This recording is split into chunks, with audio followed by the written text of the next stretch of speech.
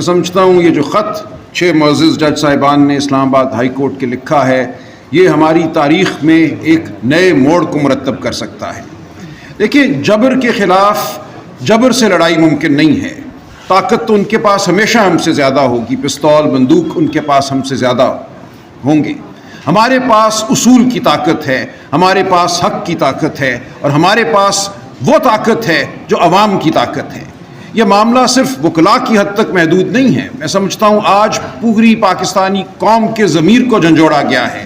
ان جج صاحبان نے استدعا کی ہے کہ اگر اس ملک میں آئین، قانون، شرافت، صداقت کچھ بھی باقی رہنا ہے تو اٹھو اور تقاضا کرو کہ ہمیں انسان سمجھا جائے، ہمارا احترام کیا جائے۔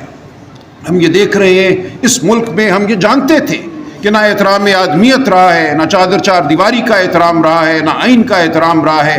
جو چیز 6 جج صاحبان نے ہمیں بتائی ہے وہ آج پاکستان کے ہر ادارے پر حاوی ہے، وہ الیکشن کمیشن ہو یا کوئی اور ادارہ ہو۔ ہم دیکھ رہے ہیں ہمارے غریبانوں پر ہاتھ روز اٹھتا ہے۔ جو الیکشن کے ساتھ ہوا اس کا میں خود گواہ ہوں۔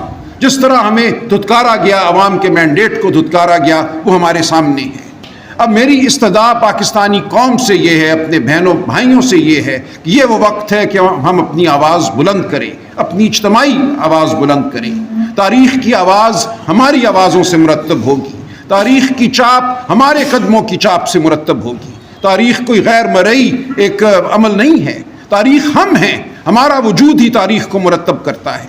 ہمیں آج نکلنا ہوگا، ہمیں بات کرنی ہوگی، ہمیں سڑکوں پہ آنا ہوگا، ہمیں عدالتوں میں استدعا کرنی ہوگی۔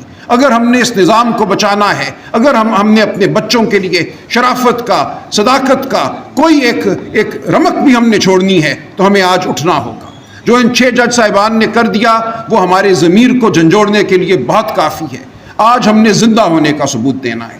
تو میری آپ سے استدعا ہے کہ زندہ ہونے کا ثبوت دیجیے، آئین کے لیے، قانون کے لیے، شرافت کے لیے۔ ہم سب محنت کے علمبردار ہیں، چھوٹے چھوٹے گھروں سے ہم آئے ہیں، گاؤں سے ہم آئے ہیں، ہم نے شرافت سے، محنت سے مقام بنائے ہیں۔